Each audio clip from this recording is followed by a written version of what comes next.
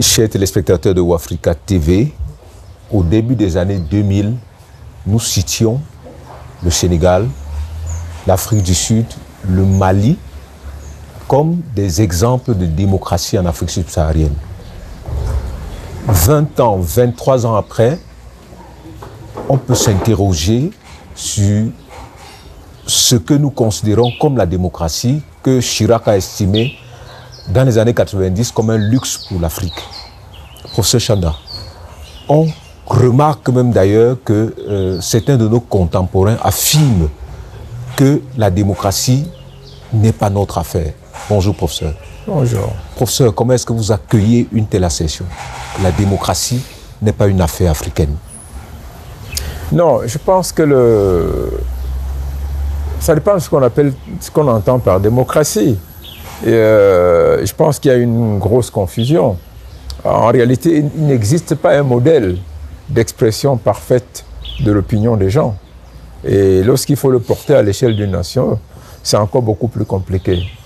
Vous avez vu avec la dernière élection présidentielle américaine, est-ce que la démocratie, c'est quand un candidat qui a perdu organise la vendetta, on casse le Parlement, on casse le bureau de la présidente du Congrès, ainsi de suite. Les gens entrent avec les armes. Je crois que il faut absolument repenser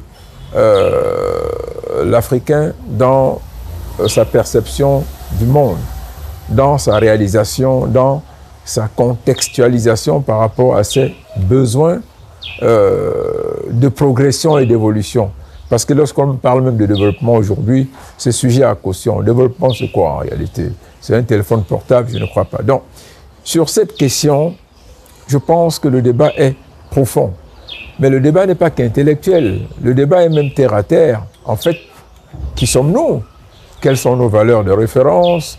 Quel est le sens que nous donnons à notre culture, à notre identité fondamentale? C'est à partir de là, on ne peut pas parler de démocratie comme d'une nourriture universelle que les gens consomment. Non, pas du tout. Je pense que même Chirac, en fait, se trompait. C'était lors d'un voyage à Abidjan. Il était alors Premier ministre. Si vous leur demandez trop, ils ne feront même plus des élections. Voilà. Si vous leur demandez trop d'élections transparentes, en fait, ils ne feront plus. Ils seront libres de ne pas en faire. Vous allez faire quoi? En fait, c'est ce que cela veut dire. Derrière cela, il faut lire autre chose parce qu'on peut renvoyer ça à la France. On peut renvoyer aux États-Unis. On peut renvoyer à l'Italie, à la Chine, à la Russie. Mais simplement, ce qu'on ne dit pas, c'est que les peuples, en réalité, ont des valeurs propres, procèdent ou relèvent d'une anthropologie spécifique qu'on ne peut pas coller ou retrouver chez un autre peuple. Attendez, c'est exactement comme on est noir, on est blanc, on est jaune, on est rouge. L'erreur a été dès 1945 d'essayer d'universaliser ou, si vous voulez, de globaliser la perception de l'évolution de l'humanité et de son bien-être.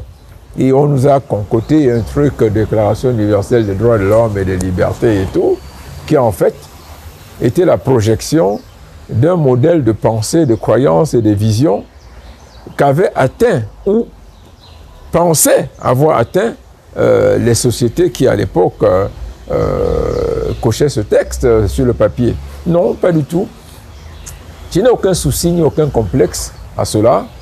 Je défends une africanité, une originalité, une identité qui n'a rien à voir d'un modèle quelconque, de notions et de concepts qui, en réalité, sont propagés, divulgués, diffusés, ainsi de suite. Non, pas du tout.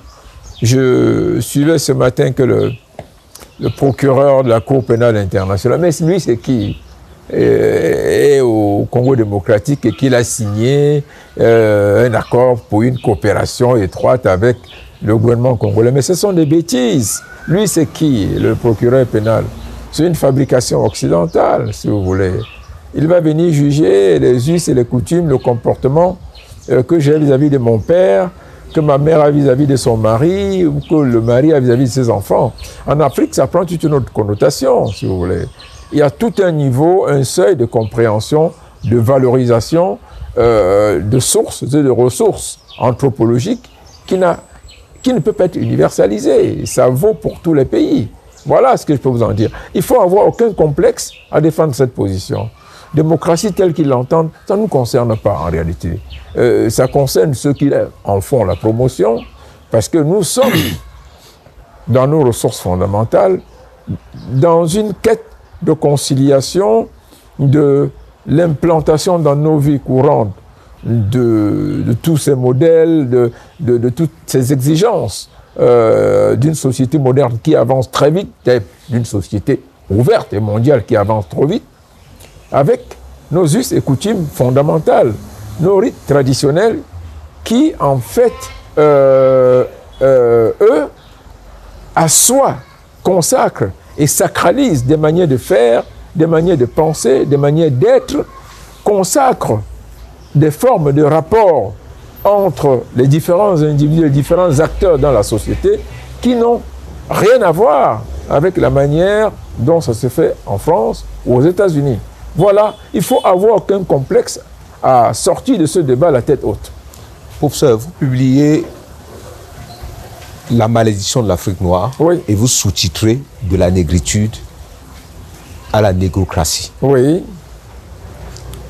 Le Congo post-électoral, oui, pré-électoral, oui, nous présente pratiquement ce que je peux appeler une cabale contre Moïse Katumbi. Oui.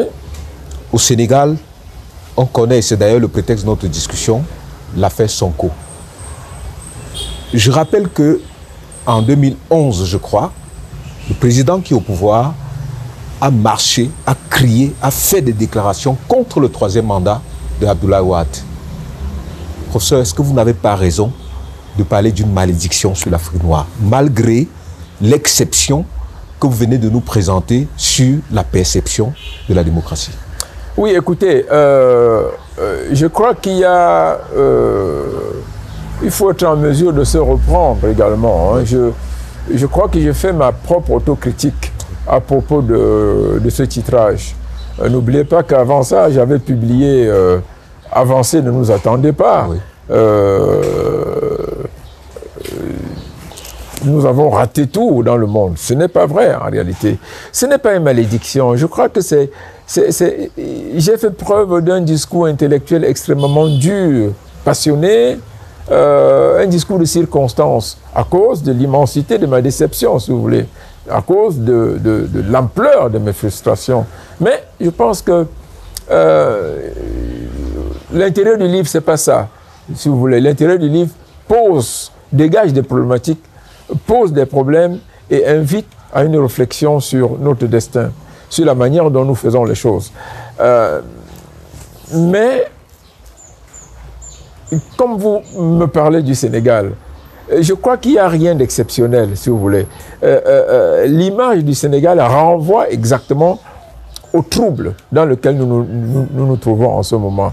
Il n'y a jamais eu de démocratie au Sénégal. Je regrette, il n'y a jamais eu. C'est la démocratie de la baïonnette. Et je dirais même dans toute l'Afrique de l'Ouest. Ça a toujours été au forceps, si vous voulez. Le Ghana qu'on a présenté comme un grand exemple, toutes les élections font l'objet de contestation. Et c'est la honte qui, de temps en temps, a amené les gens avec des pressions à calmer les ardeurs, que ce soit au Kenya, ainsi de suite. Pour le Sénégal précisément, je vous signale que depuis le départ de Senghor, il n'y a eu aucune transition pacifique au Sénégal.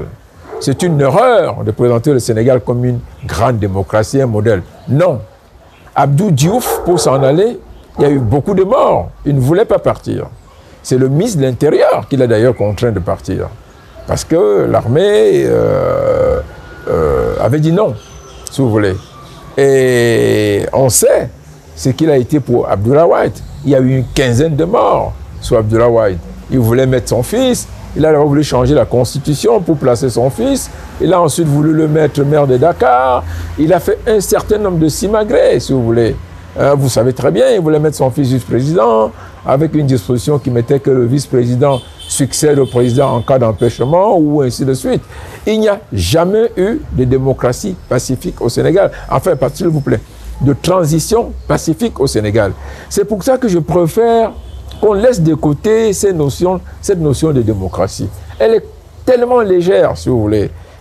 En tant que chercheur, en tant que fouilleur sur le plan académique, en tant que penseur, je crois qu'il est temps, il faut abandonner ça. Je veux simplement dire, parlons de transition au sommet de l'État. Il n'y a jamais eu de transition pacifique au sommet de l'État sénégalais.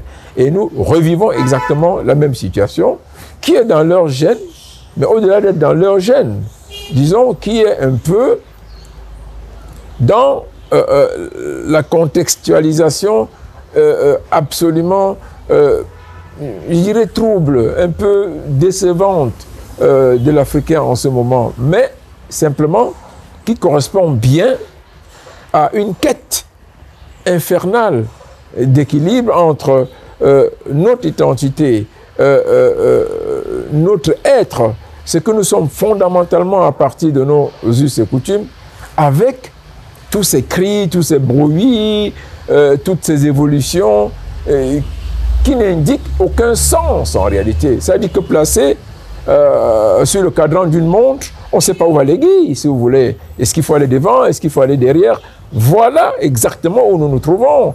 Est-ce que... Moi, je suis grand notable à Bangou.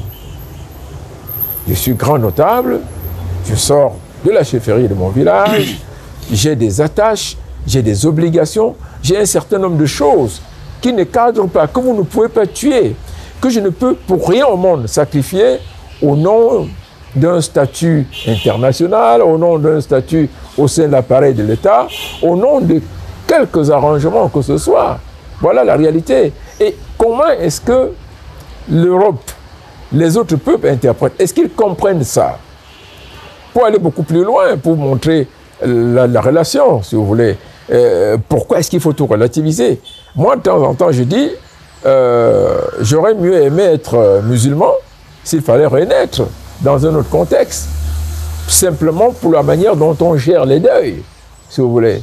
Ensuite, j'ai rencontré une amie qui avait perdu son père et elle est revenue du deuil. Je lui ai posé la question, ça s'est bien passé? Elle m'a dit oui. Est-ce qu'on a arrêté le successeur? Qui est-ce qu'on a arrêté comme successeur? Je vous signale, elle est étonne. Donc, elle est de la région du centre du Cameroun. Moi, je suis de l'ouest.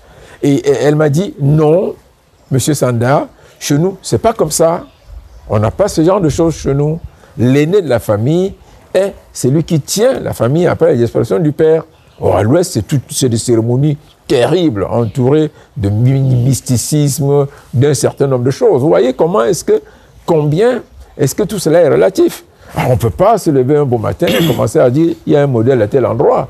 Je pense qu'il y a une grosse escroquerie intellectuelle dans la présentation du Sénégal comme un espace de transmission pacifique, apaisée du pouvoir. À chaque fois, il a fallu un soulèvement de la rue. À chaque fois, il a fallu des morts. Ce n'est pas pour excuser l'Afrique centrale, mais je dis simplement, en la matière, on est plus cohérent en Afrique centrale. On pose la problématique de manière absolument catégorique. Chacun sait à quoi s'en tenir. Ensuite, il y a un autre élément, si vous voulez. On n'est pas des vieux pays syndicaux. Ce qui est le cas du Sénégal, de toute l'Afrique de l'Ouest en réalité, où les syndicats ont pris un corps, se sont développés de manière fulgurante. C'est vrai qu'au Cameroun, quand on lit bien notre histoire, dans le développement et peut-être même la naissance de l'UPC, il y a un peu de syndicalisme, mais simplement, ça n'avait pas atteint le niveau qu'ont atteint, n'est-ce pas, les courants syndicaux en Afrique de l'Ouest. Donc, remettons la balle au centre. L'Afrique de l'Ouest et l'Afrique centrale, en termes de transition au sommet de l'État, la nuance est toute petite, hein, elle n'est pas très grande. Parce qu'en fait, l'anthropologie fondamentale, les sources, les valeurs et les ressources identitaires dans la projection de la pensée et des croyances de l'Africain sont exactement les mêmes en Afrique centrale qu'en Afrique de l'Ouest. La différence, la nuance, tient à quelques paramètres près qui font que on tient un discours, on donne une coloration quelconque à des actes que l'on pose, on a une démarche internationale plus fluide, on démontre beaucoup plus d'attachement aux intérêts nationaux, mais sans que cela, si vous voulez, change fondamentalement le fond de la question. Comment est-ce qu'on transfère le pouvoir? Comment se passent les choses au sommet de l'État? Regardez bien, Abdou Diouf est devenu secrétaire général de la francophonie, de l'Organisation internationale de la francophonie. Après, Macky Sall, tout comme Senghor, ainsi de suite, joue un grand rôle, jouait et joue toujours d'ailleurs un grand rôle dans l'expression internationale des intérêts de l'Afrique, si vous voulez, avec beaucoup plus de considération, plus de consistance, ainsi de suite. Tout cela, c'est un peu l'arbre qui cache la forêt. Et c'est ce que je vous dirais simplement. C'est l'arbre qui cache la forêt véritablement. Il ne faut pas se créer trop d'illusions sur la situation du Sénégal. C'est quelque chose, elle est répétitive, si vous voulez, pour la transition au sommet de l'État. Voilà ce que je peux vous en dire. Pour ça, chaque fois qu'il y a une élection en Afrique, on a l'impression qu'il y a une guerre qui se prépare.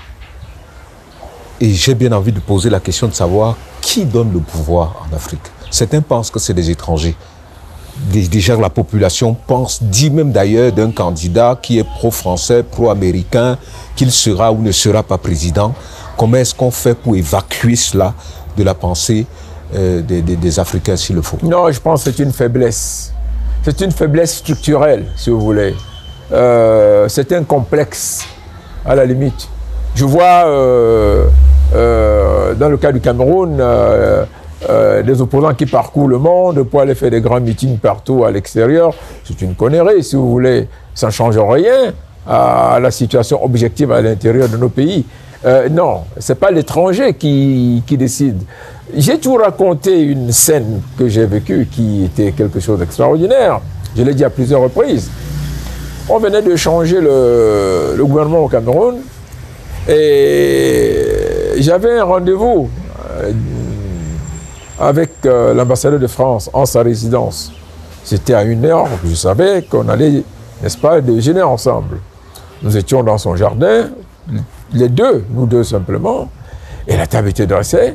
2 jours avant, il y avait eu un remaniement. Un autre rendez-vous, nous l'avions convenu depuis 3 semaines. Et je l'ai trouvé, dès qu'on s'est assis, il est entré dans une colère noire. C'est une colère terrible. En fait, j'étais quelqu'un de la société civile, j'étais un intellectuel, même à la limite un politique, et avec qui il avait eu l'habitude d'avoir des échanges vraiment francs. Et là, il m'ouvrait son cœur. Et il y a un membre du gouvernement qu'on avait reconduit à un poste de souveraineté, et il disait, mais c'est pas possible, mais c'est un nulard, même ses collaborateurs, personne ne le supporte. C'est pas possible. Comment est-ce qu'on a pu reconduire un type comme ça? Il était vraiment furieux. Alors, vous voyez, je l'ai même mis dans un livre, hein, dans le livre publié en 2021, Sociologie du pouvoir et de la puissance, n'est-ce pas?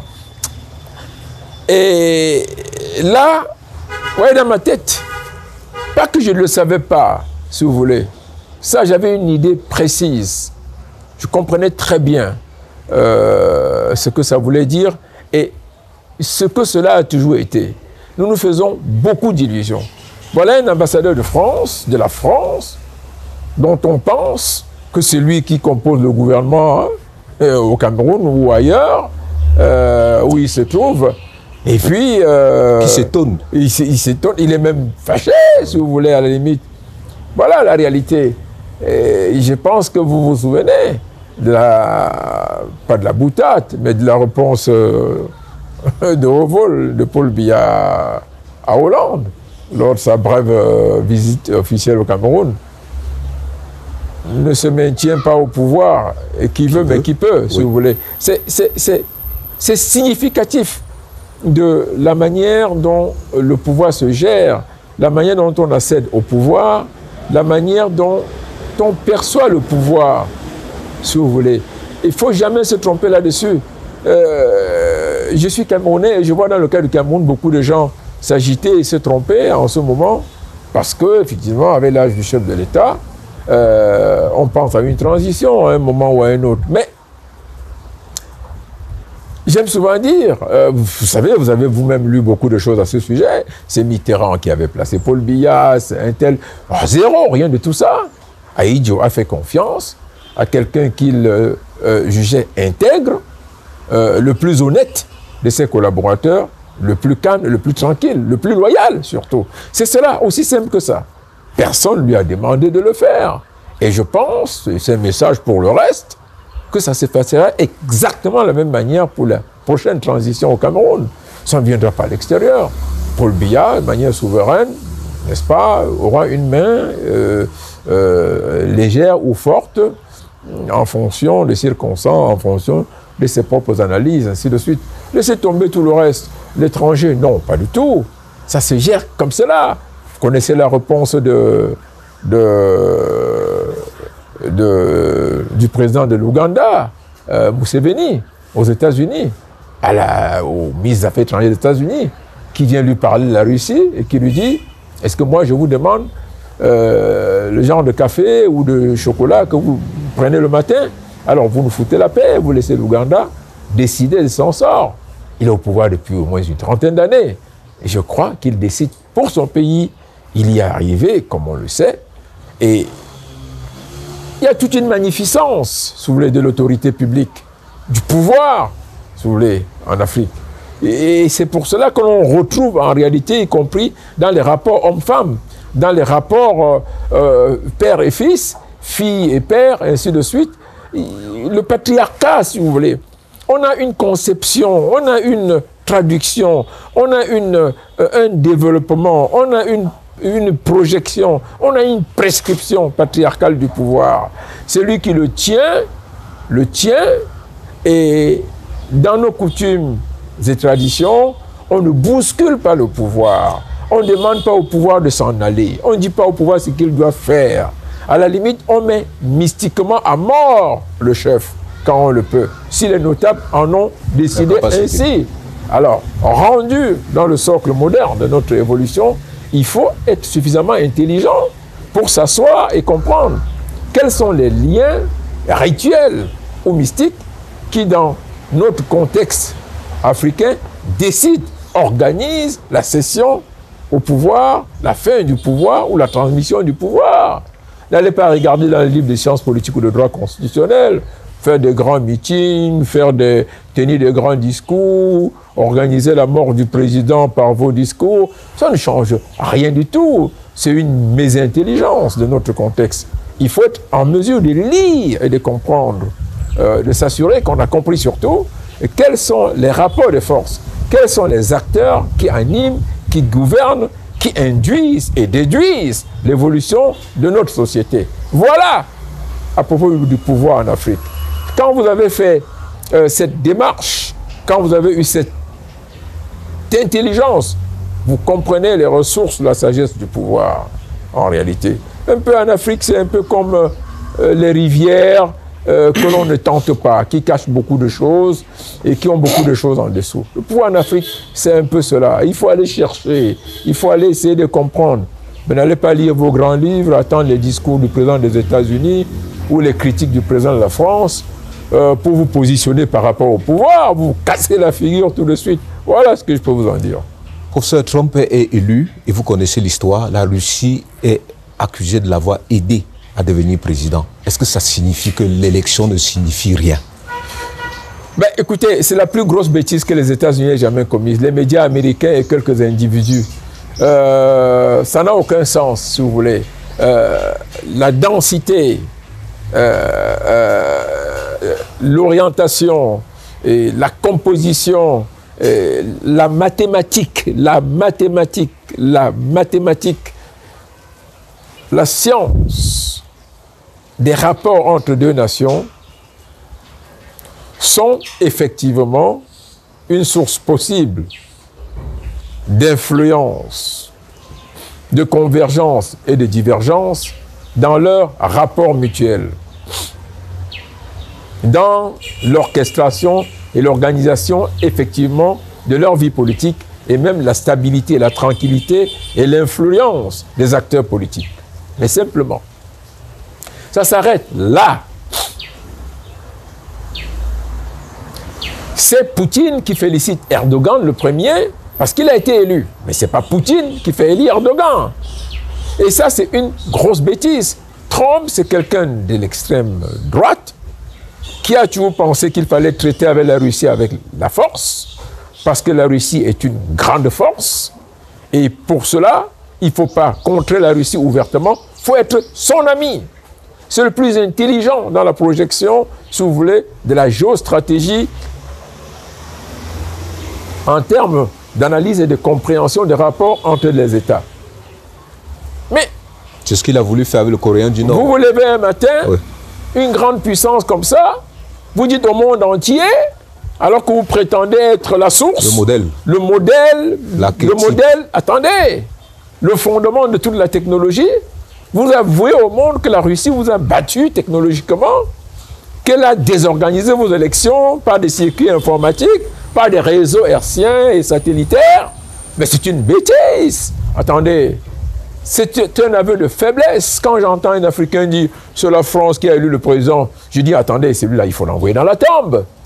Il n'a rien compris dans ce qu'il est, dans ce qu'il veut, dans ce qu'est son pays, et puis surtout dans l'organisation des rapports des nations. Alors, la logique voudrait très certainement que à chaque fois qu'on a perdu une élection, ou que l'on est en mauvaise posture, avant une élection, ou après une élection, ou même pendant une élection, que l'on essaye de construire des raisons de son échec. Et comme vous le savez très bien, dans la gestion des nations, le recours à un bouc émissaire extérieur est souvent une facilité générale. On a tendance à aller vers là, si vous voulez. Et c'est tellement facile, c'est tellement courant qu'on se demande comment une nation comme les États-Unis, en réalité, a pu se résoudre à tomber bêtement dans ce piège ou dans ce qui est une grosse connerie politique. Mais c'est bien. À quelque chose de malheur. Eh bien,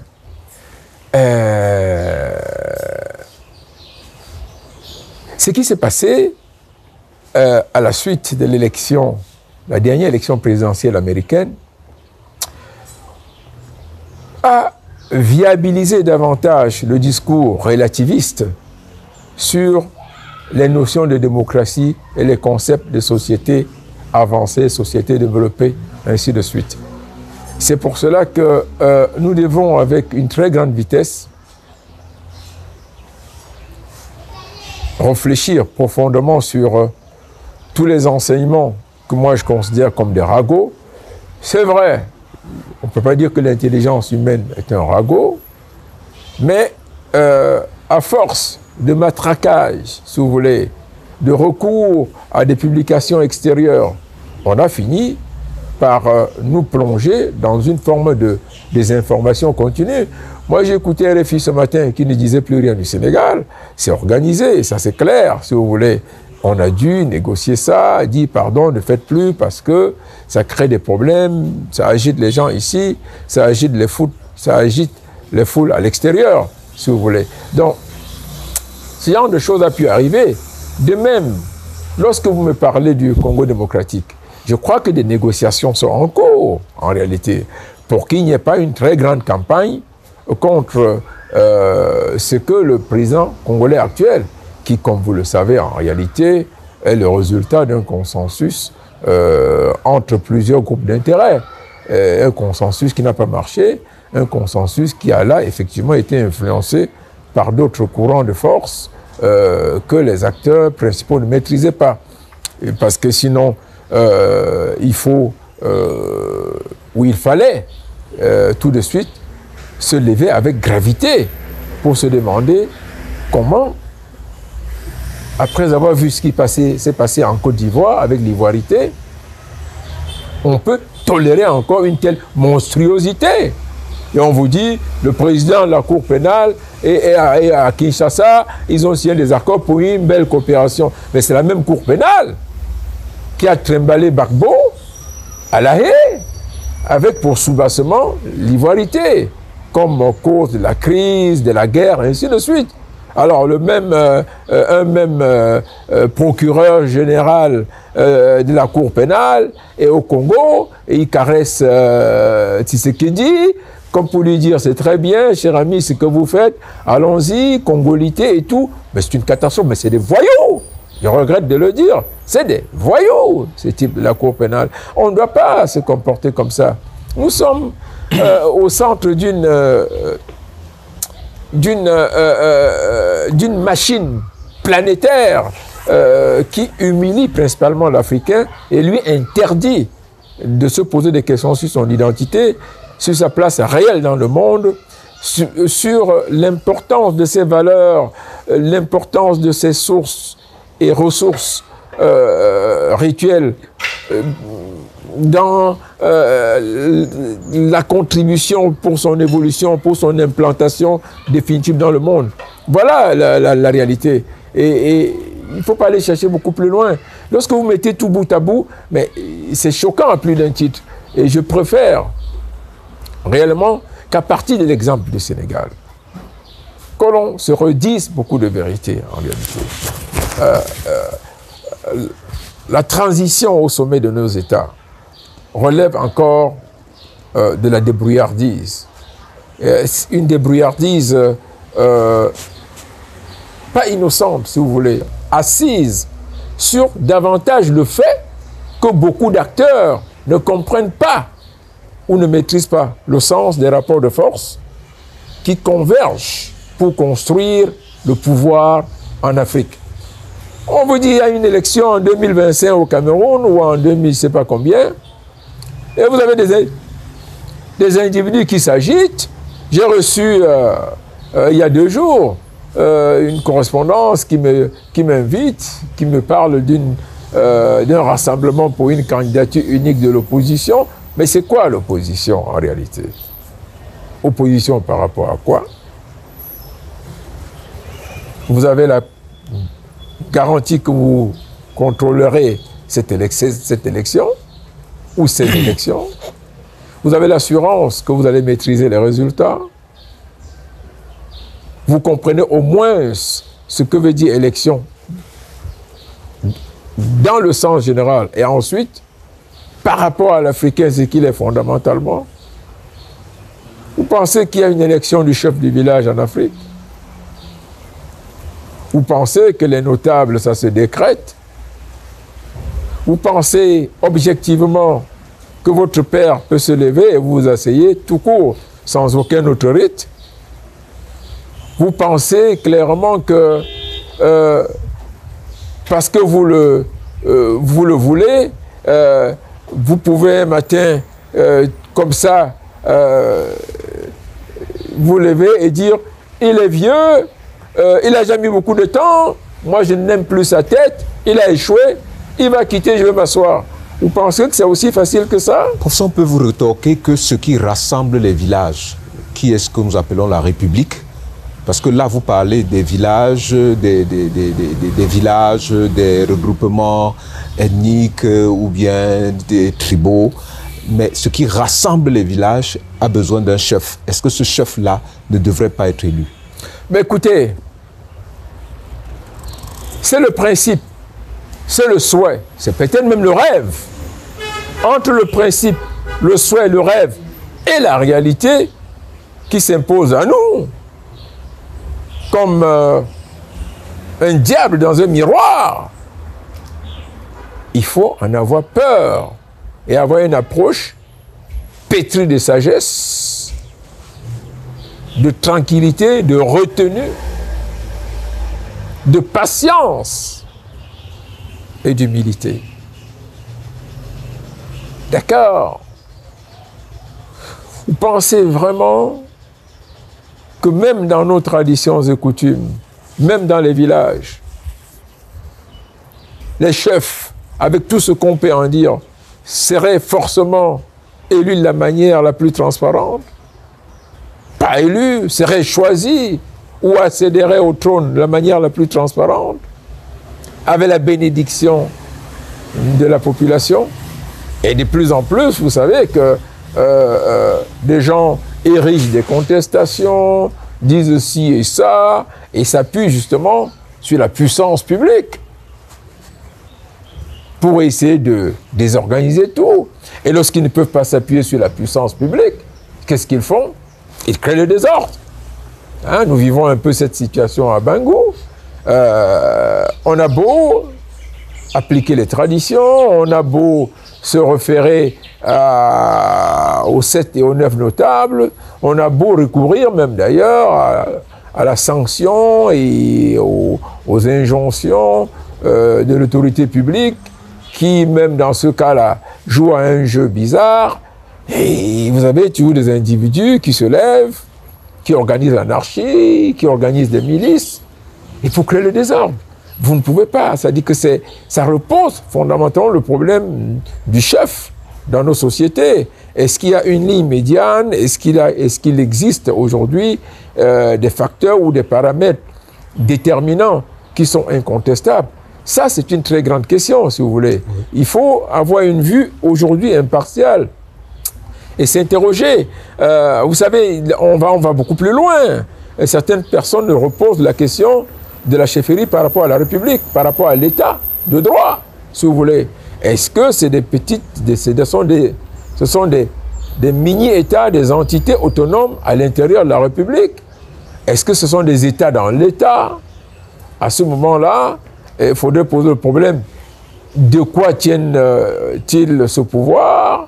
De quoi tiennent-ils cette autorité, cette distinction, cette spécificité? Où est leur armée? On peut parler d'un territoire, même d'une population. Il resterait encore à déterminer géopolitiquement sur une carte planétaire quel est cet État que les Nations Unies ne connaissent pas. Ça sort d'où? Un petit village qui, du jour au lendemain, dit « Moi, je ne respecte pas ça. Je ne m'occupe pas de ça. Nous, ici, on a un chef. Mais vous, qui? Avec quelles frontières?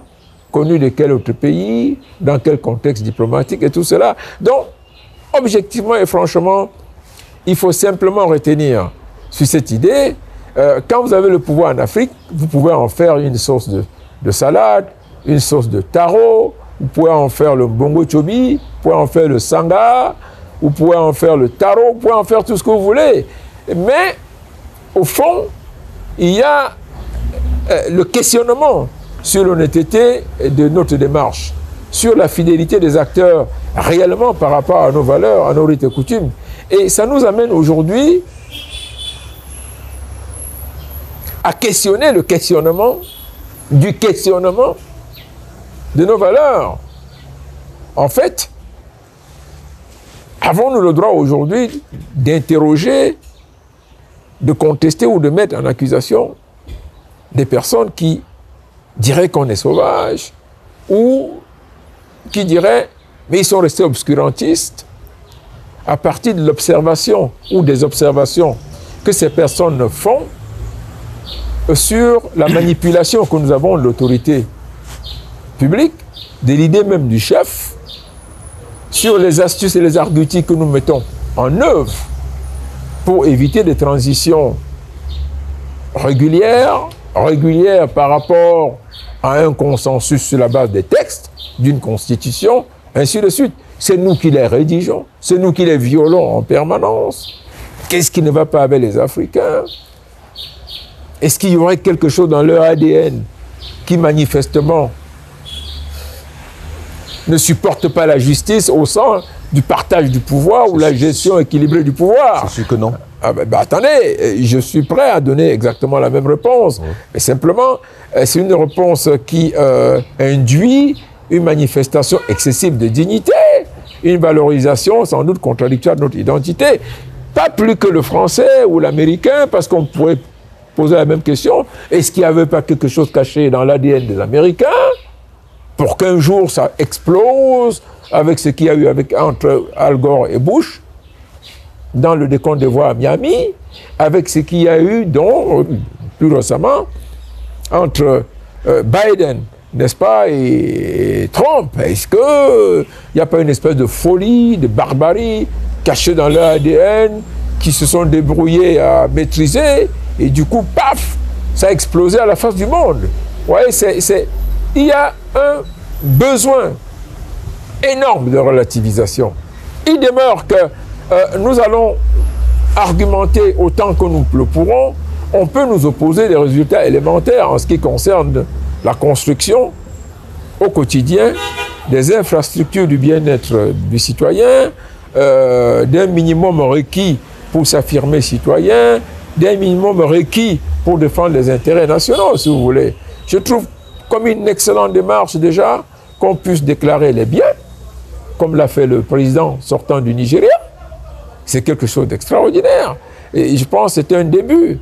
Peut-être qu'on nous dit que ça a pris beaucoup de siècles pour certains peuples, n'est-ce pas, pour en arriver là, à un petit consensus sur le minimum d'intelligence et de sagesse dans la conduite au quotidien, le minimum de justice, le minimum de raison, le minimum de logique.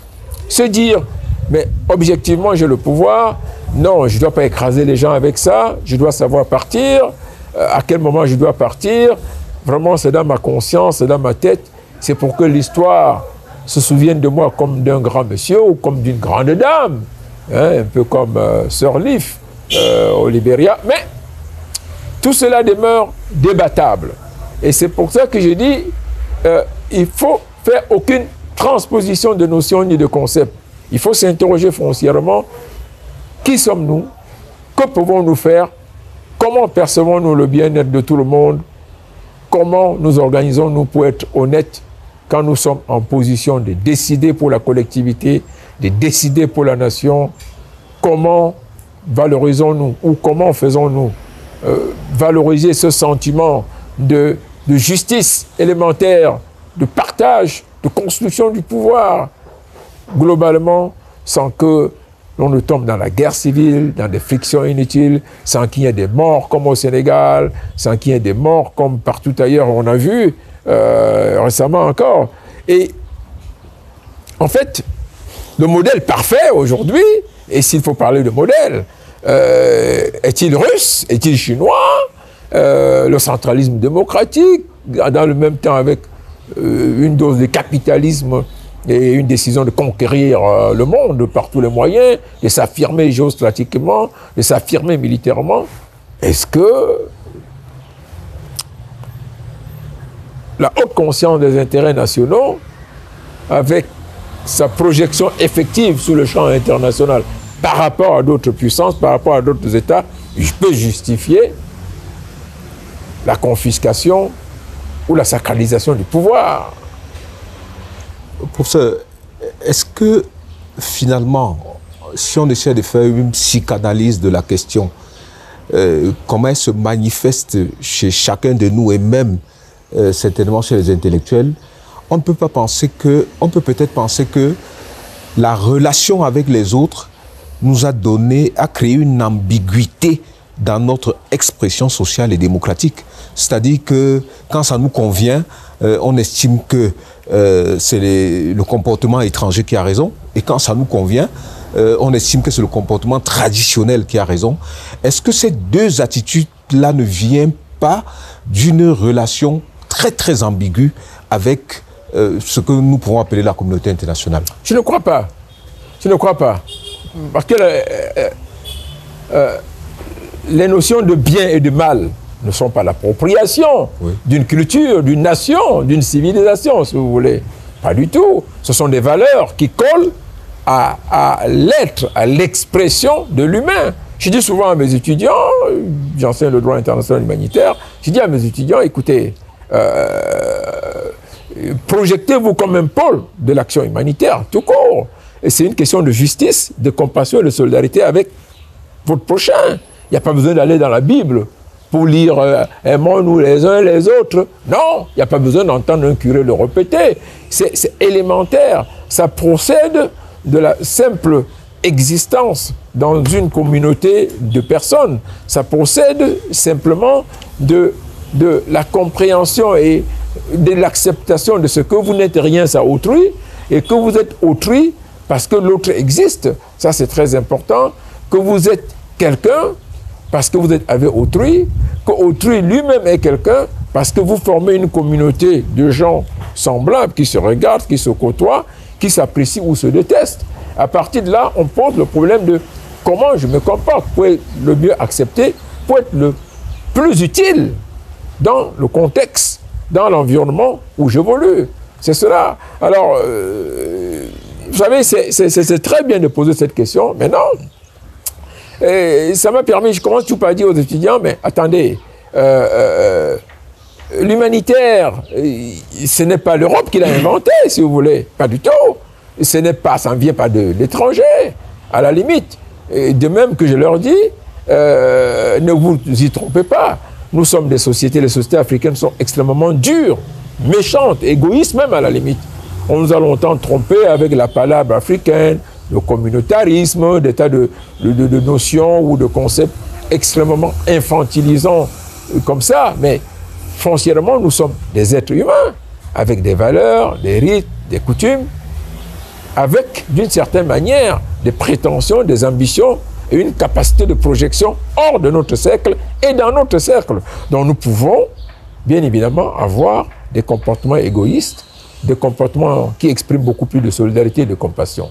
Ça n'a pas besoin d'avoir eu un contact avec l'extérieur. Professeur, vous avez fait une réflexion dont j'oublie le titre, sur les leaders assassinés, où vous relevez, vous faites une analyse de leur naïveté dans les nationalistes africains et le pouvoir.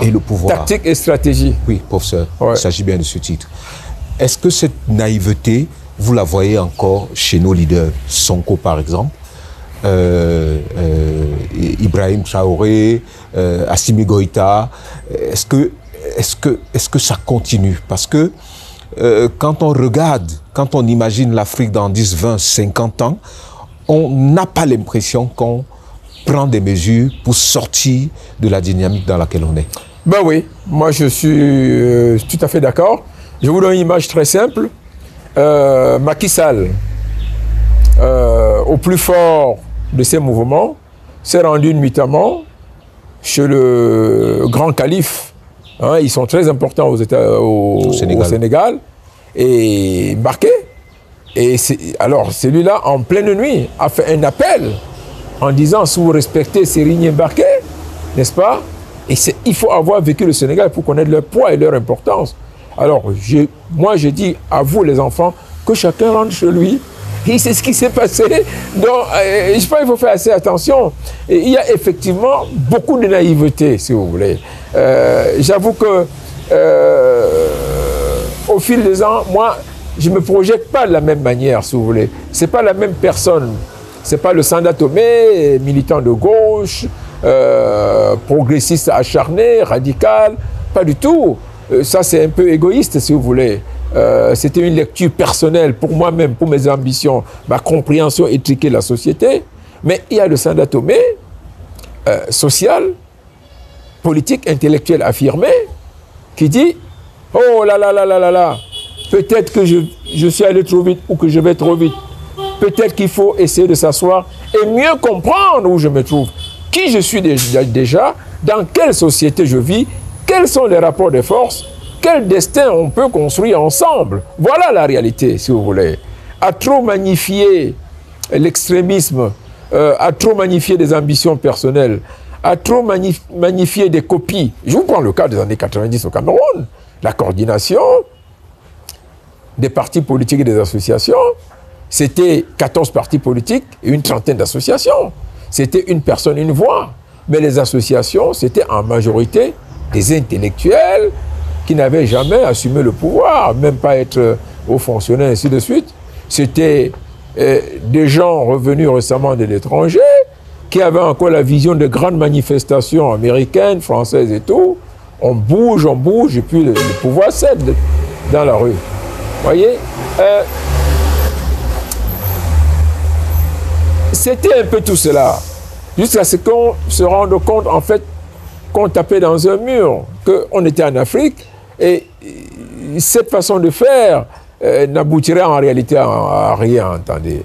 Vous savez, comme on dit Kérékou, lorsqu'il lance la conférence nationale. Très bien, les Parisiens là, quartier latin, venez, on va assumer le pouvoir. Vous savez, à l'époque, on a les Kodjo qui deviennent Premier ministre au Togo. Vous connaissez la fin de tout ça, ok? Et on s'est réassis, on a dit, ah papa, ah grand frère, ah patriarche, ainsi de suite. Ah, on fait comment? Oui, mais attendez, vous petit, c'est pas comme ça. Vous n'allez pas prendre le bâton pour taper sur la tête de votre père. Ça ne se fait pas ici. Tu es allé voir ta mère pour lui demander si ce que tu fais bien. Va lui demander, tu vas voir. Et tu reviens, on va discuter. Bon, alors écoutez, c'est tellement captivant, c'est tellement expressif, c'est tellement parlant qu'aujourd'hui, si vous voulez dire à un enfant qui aime son pays, qui a des ambitions, qui pense être quelqu'un dans son pays, de se préparer, ce que vous lui dites, c'est « Mon fils, ne vous pressez pas, allez au village vous renseigner, essayez d'abord de bien comprendre où vous vous trouvez, ne regardez pas ce qui se fait ailleurs, réfléchissez très bien où vous vous trouvez, et voyez en quoi vous pouvez être utile à votre père et à votre mère d'abord, ce que vous pouvez faire qui ne lui déplaise pas, et là, vous allez essayer de vous organiser pour mieux vous intégrer et pour mieux projeter votre carrière. Vous savez, c'est bien de parler. Au plus fort des années de Braise, Martien Towa. Vous savez, on a beau dire aujourd'hui, j'ai vu que des gens essaient de cacher le sexe des anges, ils ne peuvent pas, si vous voulez. 90% de ce qu'on appelle Sardina, c'est des miliqués. En Europe, je pense que c'est quelque chose de connu. Tontinard. Ou tontinard, tout ça. Oui. Il faut pas, tous ces discours-là, il ne faut pas essayer de changer ça. Mais ça vient de quoi? Beaucoup sont frustrés, beaucoup estiment qu'ils avaient passé les concours, on a rayé leur nom, beaucoup estiment qu'ils ont été victimes de faciès, beaucoup estiment. On peut retrouver ça à perpète. Mais dans le même temps, vous avez de l'autre côté, on dit, attendez, ces gens, chez eux, le chef est un dieu. Et ils viennent à Yaoundé contester le chef. Ça ne marche pas. Comprenez? Et Martien Towa dit à l'époque, vous voulez le changement? Ils sont contre le chef qui est à Yaoundé. Ah, c'est très bien. Mais qu'ils aillent commencer par mettre fin à toutes les bêtises, l'obscurantisme, toute l'arriération préhistorique qu'ils appellent chefferie à l'ouest. Vous voyez, c'est... À l'époque, on a mal pris ça, mais rendu dans une intelligence, une analyse propre, dans une conscience collective et honnête, on se dit, ah, peut-être qu'il faut bien essayer de voir ce qu'il disait, essayer de bien comprendre, et ça nous permet de relativiser tout le discours par rapport au pouvoir, par rapport à la cession au pouvoir, par rapport à la qualité du pouvoir et par rapport aux tenants du pouvoir. Professeur, qu'est-ce qui manque? Est-ce que c'est des écoles qui manquent? Écoles idéologiques, écoles de parti? Qu'est-ce qui manque pour que nous ayons des leaders capables de porter nos communautés nationales avec une vision forte? Ah non, attendez. D'abord, beaucoup de choses manquent, si vous voulez. On n'est même pas préparé. La plupart des intellectuels que vous voyez ici, ils ont juste un diplôme. Ils ne comprennent même rien à ce qu'on appelle la politique. Ils ne comprennent rien en réalité à ce qu'on appelle l'organisation sociale et économique. Ils sont juste comme ça. On est allé à l'école, on est quelqu'un parce qu'on a un diplôme. C'est complètement à côté. La pire des choses, c'est quand ils prétendent accéder au pouvoir, prendre le pouvoir, chasser celui qui est au pouvoir, mais ils n'ont rien compris. Ils sont complètement à côté de la plaque.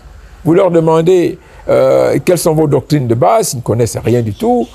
Quel est votre schéma de progression, ils ne connaissent rien du tout. Combien coûte la baguette de pain, ils ne connaissent rien du tout. Combien coûte le beignet? Et les beignets que nous mangeons tous les jours, ils ne connaissent pas. Avec 500, est-ce qu'on peut manger beignets, haricots et bouillis? Je m'excuse de parler, j'ai grandi avec ça. Ils ne connaissent pas. Vous leur demandez quel est le ticket de cession au marché central de Yaoundé ou bien au petit marché de votre village? Ils ne connaissent pas. À combien est-ce qu'on vend ce qu'on appelle un long châssis, un porc? Ils ne connaissent pas. Combien est-ce qu'on vend un coq? Ils ne connaissent pas. Attendez, ils ne connaissent rien de leur environnement. Ils sont coupés de tout. Ils sont juste allés à l'école, ils lisent des livres, ils vous sortent des grands touris sur les plateaux de télévision et ils veulent prendre le pouvoir. Et ils veulent influencer. Vous n'influencerez rien du tout. La politique chez nous, ou si vous voulez, les ambitions pour être quelqu'un dans l'orchestration institutionnelle du pays commence par le social. Vous êtes comment avec les gens? Est-ce que vous comprenez leurs problèmes? Est-ce que vous connaissez même les problèmes? Voilà la réalité. Et en fait, écoutez, comme je l'ai dit sur un plateau de télévision, vous êtes déjà président. Si vous, parmi les vôtres, dans votre environnement, vous comprenez les gens, vous aidez les gens, vous êtes impliqués dans leurs problèmes sociaux. Président n'est pas que président de la République. Président, c'est quand même le sommet de considération lorsque vous pouvez gérer les gens, les comprendre, vous faire respecter partout où vous êtes. C'est largement suffisant. Commencez par être président dans votre environnement, par être quelqu'un, par être un acteur important avant de vous projeter nationalement. Vous allez où nationalement? Vous ne connaissez pas combien on vend une moto. Vous ne connaissez même pas combien de fournisseurs de motos il y a. Vous ne connaissez pas combien on paye à la fourrière. Vous ne connaissez pas les problèmes des gens. OPTV, machin, taxes de machin, avec on embête les gens. Vous ne connaissez pas. Vous ne connaissez pas le billet de session dans les hôpitaux. Vous ne connaissez pas combien on paye pour un fibron matériel quand une femme a un fibron. Vous ne connaissez pas. Vous savez pas ce qu'on appelle les myomes. Vous ne connaissez rien de tout ça. Vous voulez être président. Vous connaissez l'Amérique, vous connaissez la France, vous connaissez les grands livres de droit, vous connaissez les grands livres de sciences politiques, vous connaissez, vous êtes mathématicien, vous êtes économiste, vous êtes géographe. Vous pouvez dessiner la carte du monde sur la tête d'un diable. Mais vous ne dessinerez pas le destin de votre pays de manière concrète, terre à terre, parce que vous ne connaissez pas les gens. Vous ferez des grands meetings, des individus sortiront pour applaudir, parce que ça fait tout bien d'insulter le tenant du pouvoir. Mais ça vous mène où? À rien du tout, parce que la réalité du pouvoir s'impose à vous. La réalité du pouvoir, c'est en permanence la manipulation, le contrôle, l'assurance et la supervision de l'opinion. Et là, à ce moment-là, ils savent toucher exactement ce qui compte. Et vous présentez comme de parfaits délinquants ce que vous êtes dans certaines conditions, dans certains cas en réalité. Voilà. Pour ce qu'est-ce qu'il faut, c'est la dernière question de notre entretien, pour créer des lignes politiques en Afrique? Est-ce que l'absence de lignes politiques ne nous empêche pas d'avoir une action coordonnée, d'avoir des discussions respectueuses en fonction des différences de vues, des différences idéologiques? Pas du tout. Le maître mot, c'est d'être pragmatique, intelligent et sage. C'est tout. C'est tout. Il n'y a rien d'autre. Il faut s'affirmer dans le contexte où on se trouve, essayer de comprendre où on se trouve, quelles sont les sources et les ressources qui façonnent les individus et leur pouvoir. Et puis à ce moment-là, vous deviendrez sage et vous serez pragmatique. Vous aurez une approche, une compréhension réaliste. Est-ce que dans ce cas-là, notre pouvoir ne serait pas que populaire, tout simplement? Pas du tout. Pour ne pas dire populiste. Pas du tout, c'est l'inverse. Pas du tout. Ni populiste, ni populaire. Il serait tout simplement, et il est tout simplement pragmatique. Voilà. Merci infiniment pour ce Je vous en prie. Le plaisir pour moi. Merci, prof. Chers téléspectateurs, disons-nous à bientôt sur Africa TV.